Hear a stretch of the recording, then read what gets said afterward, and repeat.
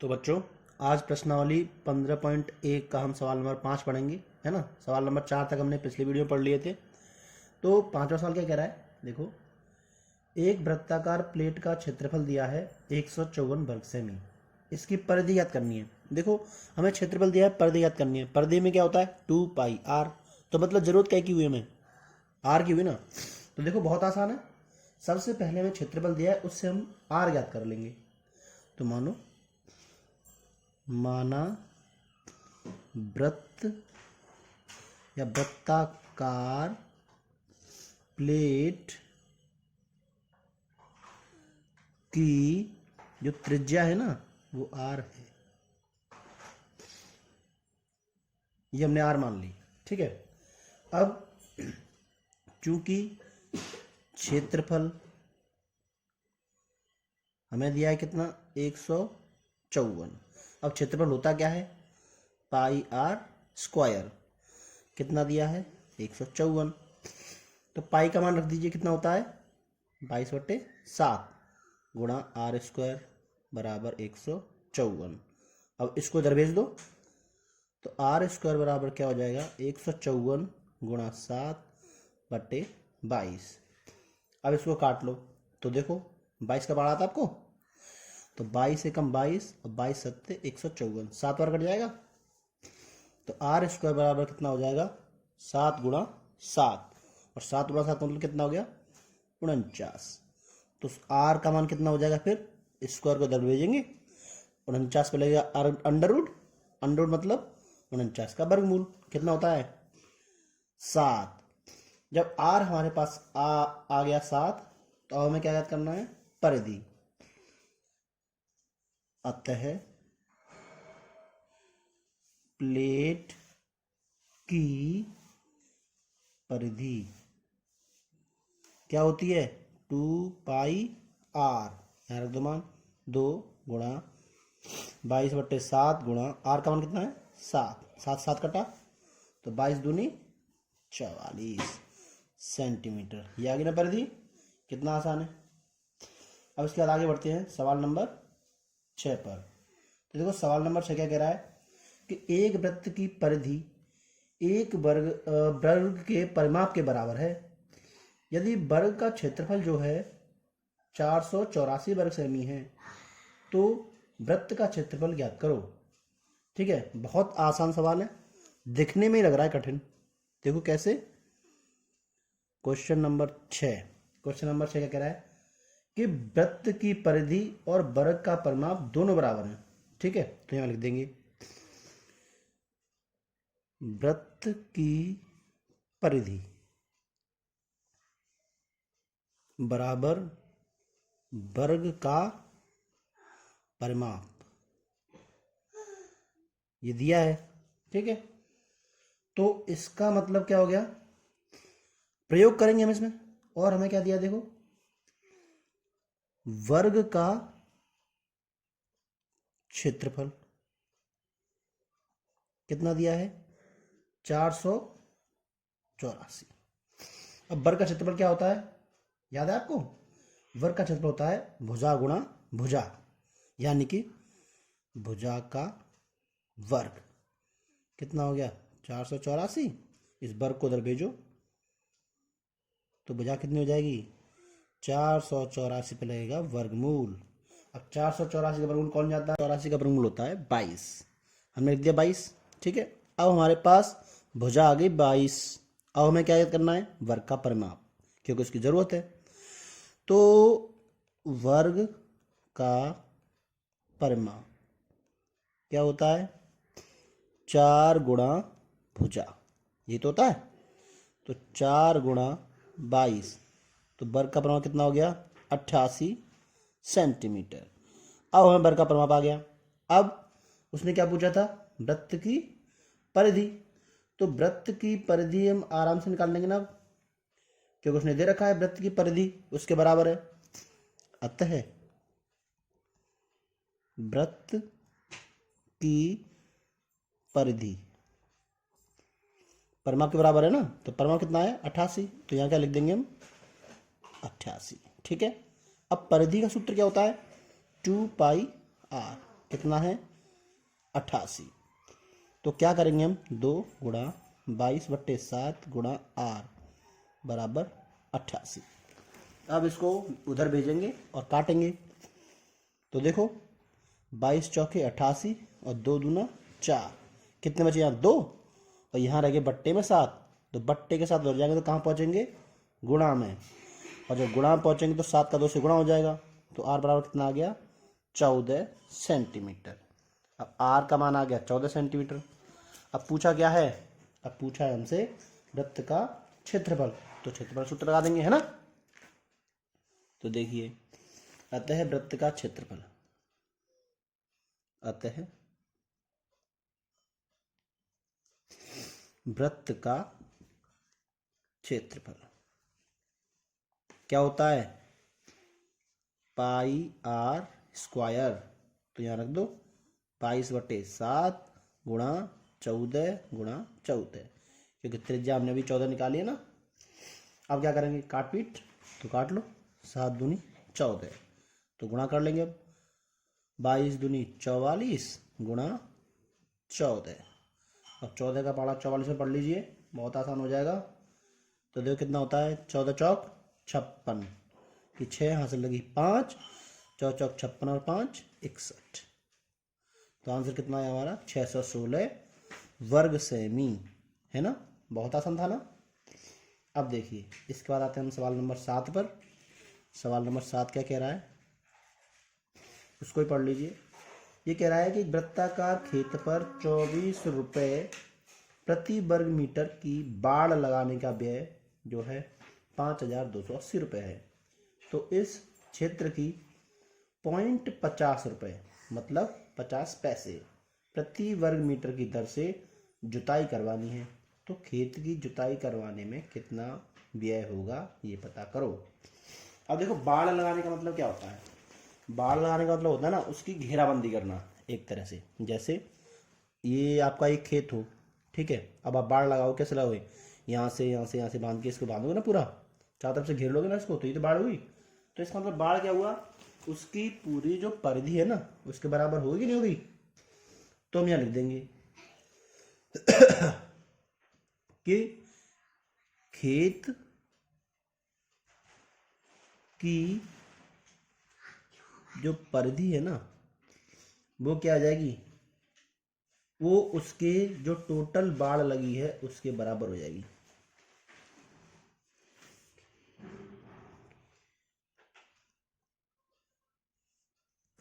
कुल बाड़, ठीक है ना, या फिर और लंबाई लिख दो। अब क्या दिया है, परिधि क्या होती है 2πr, तो कुल बाड़ की लंबाई होगी ना।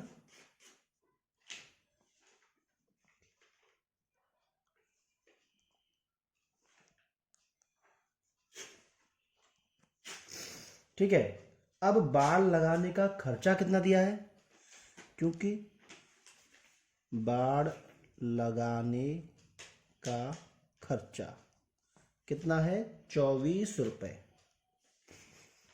24 रुपये प्रति, ठीक है ना, मीटर।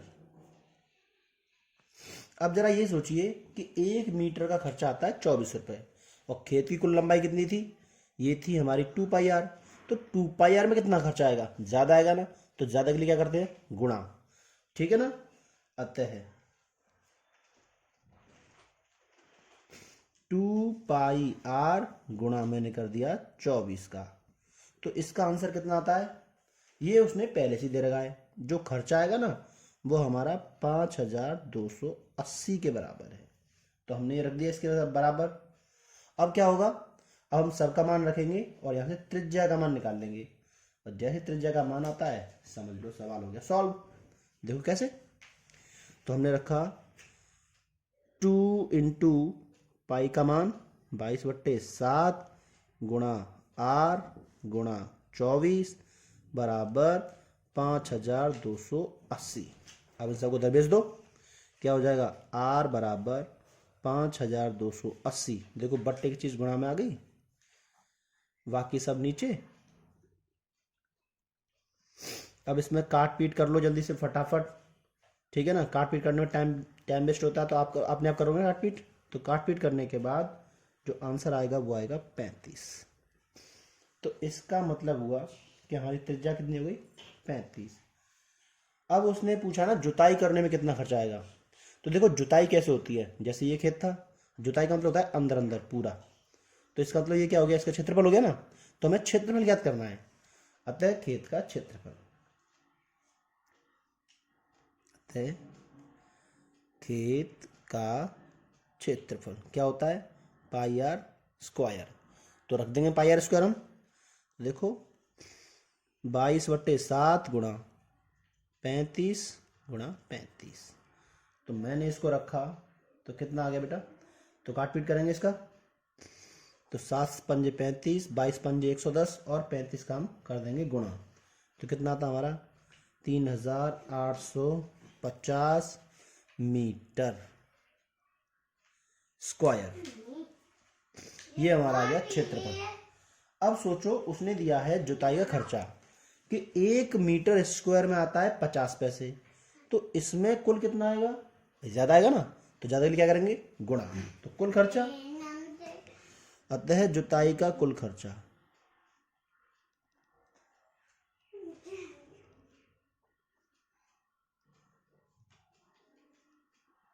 कितना आएगा, गुणा कर देंगे, तो देखो गुणा कर दिया मैंने 3850 में 0.50 का, तो हमारे पास गुणा करेंगे कितना आंसर आएगा, गुणा करने के बाद गुणा करो फटाफट से, तो हमारे पास आएगा 1925। ठीक है, तो इसका मतलब पूरा खेत जोतने में हमारे 1925 रुपये खर्च हो जाएंगे। ठीक है, आगे बढ़ते हैं सवाल नंबर 8। सवाल नंबर 8 क्या है, देखिए सवाल नंबर 8 है कि एक वृत्ताकार घास का मैदान है ना, इसकी त्रिज्या है 33, तो इसके चारों ओर 7 मीटर जो चौड़ा है वो मार्ग बन रहा है, तो मार्ग का क्षेत्रफल ज्ञात करना है। देखो मैं आपको चित्र समझाता हूँ, क्या है कि जैसे ये मान लो हमें दिया है एक मैदान, ठीक है, इसकी जो त्रिज्या है ना वो कितनी है, हमें दे रखी है वो 35 है, इसके चारों ओर क्या बना दिया है, एक में जो है मार्ग है, और ये कितना है, जो मार्ग है ना वो 7 मीटर चौड़ा है, ये कितना है 7 मीटर।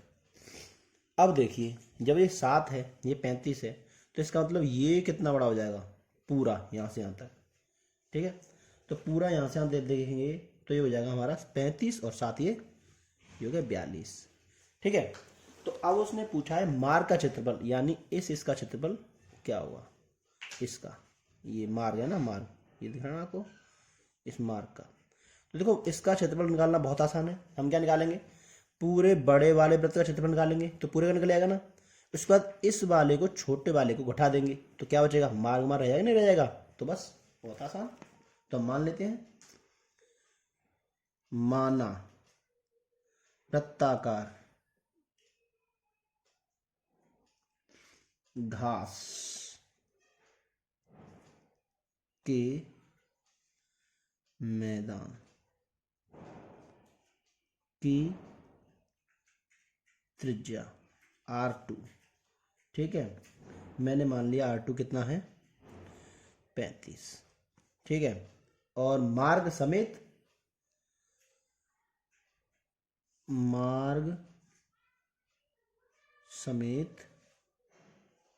कुल त्रिज्या मैंने मान लिया इसको R1 कितनी हो गई हमारी 35 + 7, तो कितनी हो गई है 42। ठीक है, अब ये होगी 42, तो हमारे पास दोनों त्रिज्या हो गई। अब क्या है, मार्ग का क्षेत्रफल निकालना है, अतः मार्ग का क्षेत्रफल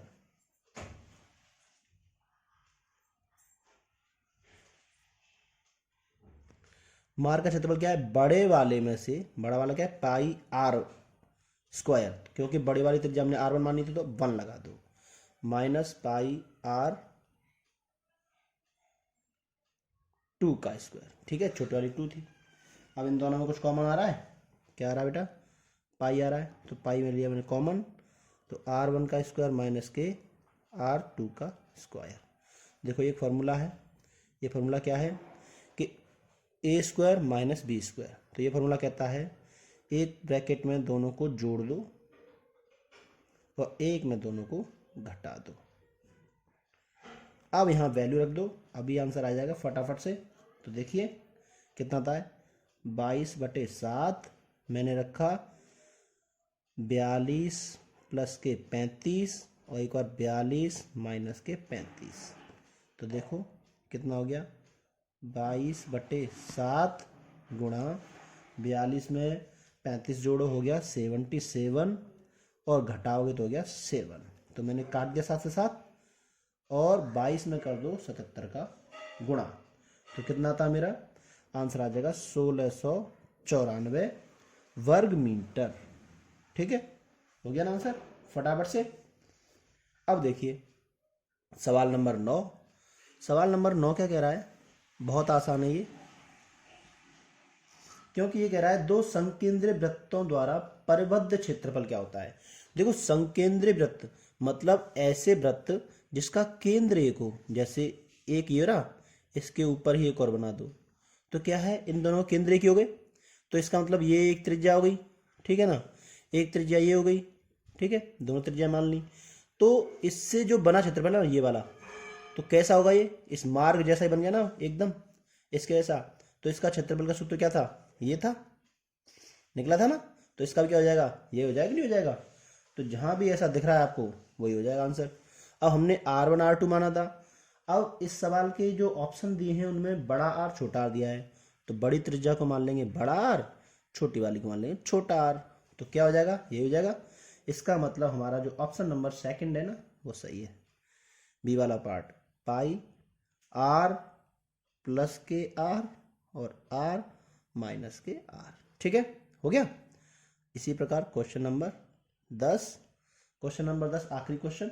ये क्या पूछ रहा है हमसे, ये हमसे पूछ रहा है कि ये जो है ना दो संकेंद्र वृत्तों की त्रिज्याएं दी हैं 4 और 3, तो इन वृत्तों से परिबद्ध क्षेत्रफल। तो देखो 4 और 3 दे दी, तो इसी सूत्र का प्रयोग कर लेंगे। ठीक है, जैसे 4 और 3 का मतलब बड़ी R 4 है, तो R बराबर हमारी होगी 4 और छोटी R होगी 3। तो क्षेत्रफल निकालना है तो इसका प्रयोग कर लो। अतः क्षेत्रफल क्या हो गया, पाई R प्लस R, मतलब दोनों को जोड़ दो 4 प्लस 3, और एक बार R माइनस R, तो दोनों घटा दो 4 माइनस के 3। तो कितना हो गया बेटा, पाई का मान रखो 22/7, 4 और 3 7, और 4 में से हमारे गए कितने, 3 गए तो बचे 1, 7 से 7 कट गया, कितना आ गया 22 सेंटीमीटर, सेंटीमीटर है ना, तो सेंटीमीटर स्क्वायर। अब ये ऑप्शन कौन सा है, ये ऑप्शन हमारा ए, इसका मतलब ए ऑप्शन करेक्ट है। ठीक है, यहाँ भी ऑप्शन करेक्ट था। ओके, तो इस तरह से हमारी जो 15.1 प्रश्नावली थी पूरी खत्म हो गई।